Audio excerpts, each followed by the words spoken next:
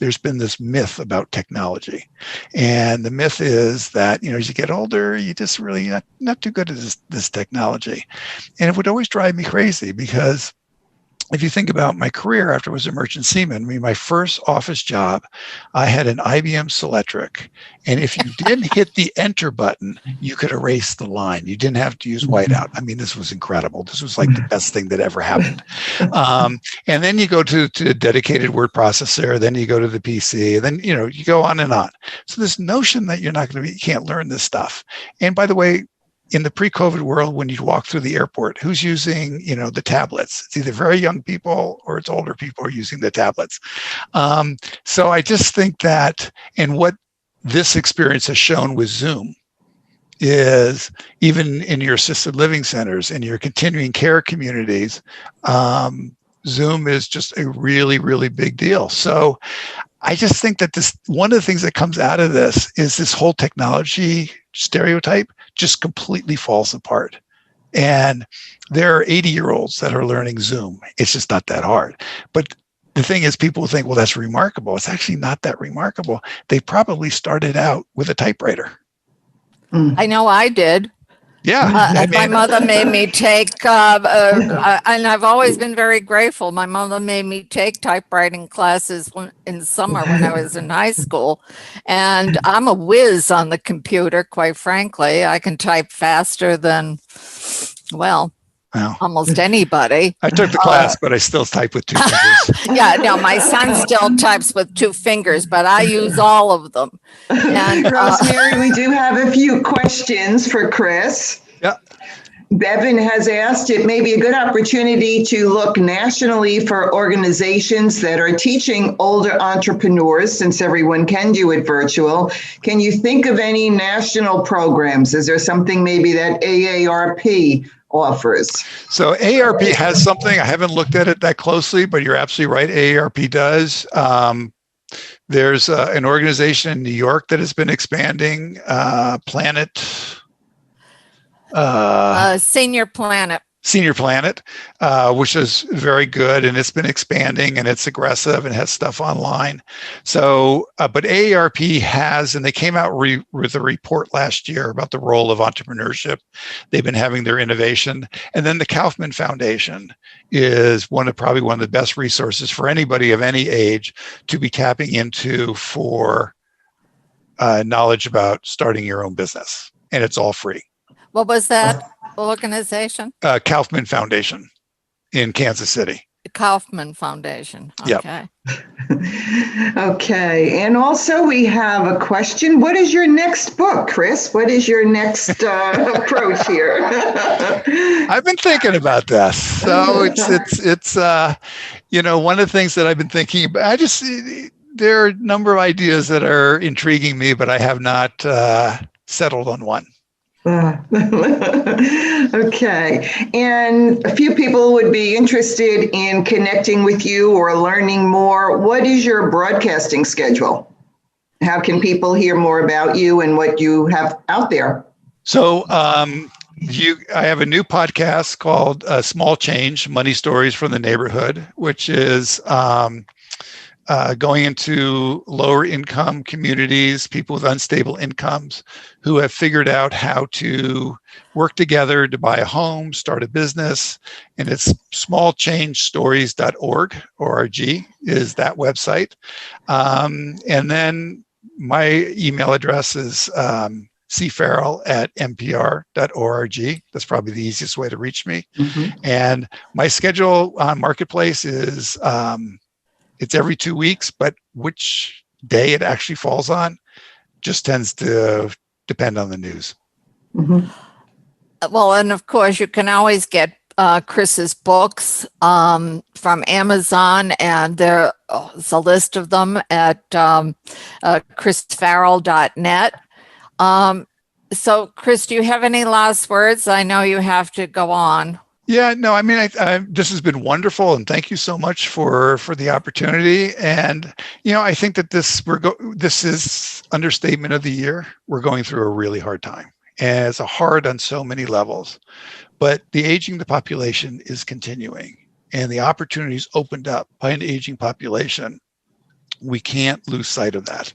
And I think that just in the conversations, I was in a conference and someone said, what, at the Urban Institute, said, what little thing can we do? What little thing? And Ruth Finkelstein is a wonderful person, said, well, the one thing you can do is always say your age. And just matter-of-factly, routinely. So I will be 67 on Monday. And, I think we need just to recognize that we're in a long-term grassroots movement to combat age discrimination, to open up opportunities for more and more people throughout their lives. And we can see where we're going. We can see what needs to be changed. Institutions change slowly. But this is what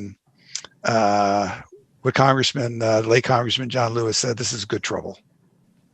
Well, thank you again, Chris. I know you have to go. Christine, maybe if people want to stay on a little longer, if they have questions for me or you, or I see some other board members of Encore on the call. So once again, we'll be in touch with you, Chris. You're an old and dear friend. Thank you. Thank you very much. Thanks a lot. Thank you, Chris. Okay. Thank you. And yes, everyone, please stay on. We actually have some interesting comments. So Sheila Finkelstein actually commented about AARP had a young staff member doing their Zoom training, but not a senior. What's wrong with that picture? And Sheila herself will be 81 in December. And Sheila is really another classic example of entrepreneurship later on in life. So if you'd like to connect with her, she has some interesting projects she has going. Teresa Sansone Ferguson said she loved this. Thank you. And if you'd like to open your mics and anyone have any comments or questions for Rosemary, I see Cynthia there. Cynthia, go right ahead. Okay, thank you, Christine. Hi, Rosemary. This was wonderful. I am happy to connect with you today. I would like to present to Encore. I came in contact with a group out of San Francisco. It's called Tech Enhanced Living. They're senior members who get together to evaluate products that senior citizens need. And a lot of companies go to the group and offer a product to be evaluated by seniors. And Tech Enhanced Living is run by a PhD from Stanford, and he is opening his knowledge for other persons who would like to start a similar group in their cities. And I contacted him because I was actually thinking of Encore. I was actually going to propose it to you when I spoke to you, Rosemary, but I'm giving it to you heads on to see if you can think about it. You can look it up, Tech Enhanced Technology, because I think it will be an opportunity for Encore to consider this as a source of revenue creation with seniors who want to evaluate products for companies. I think it's a unique opportunity. I'm going to be connecting with you on Saturday, Cynthia. If you could send me an email in advance with some background information. I sent you my phone number. I sent you the link for Tech Enhance. If you would. For you to look at it. They have a newsletter. They want to open up in other cities.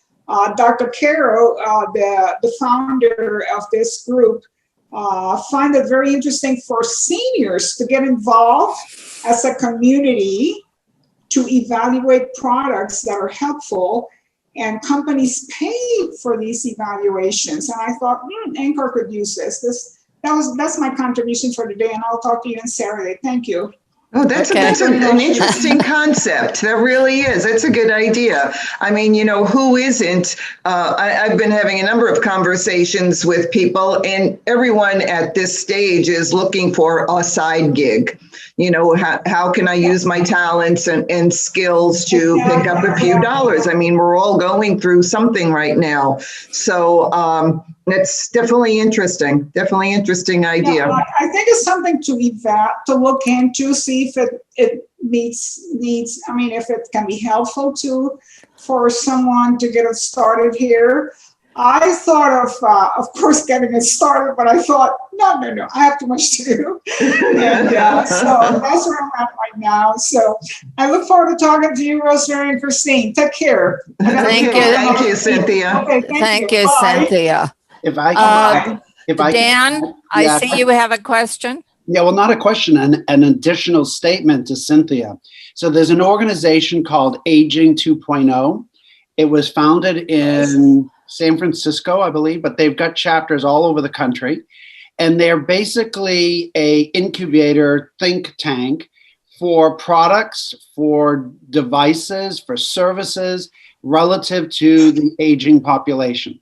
Right. And so I know the founder of Aging 2.0, but it's a fascinating organization, and they vet different products and services. So it may be something that you want to look into.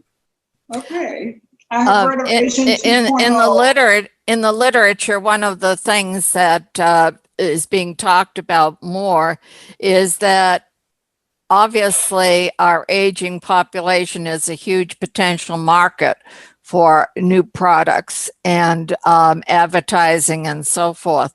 And a lot of companies haven't really reoriented their advertising, their messaging, the images that they use to appeal to a large population sector that has money to spend. So this is providing more entrepreneurial opportunities for people who are developing products for that market. Very interesting. Great, Okay. Any other questions? I see there are people still on the call. I would just like to tell you that our board is in the process of planning our programming for next year. Just because November and December are quiet months doesn't mean that we're not doing anything behind the scenes. We're developing programs around our Wisdom and Experience event that we're planning for next year.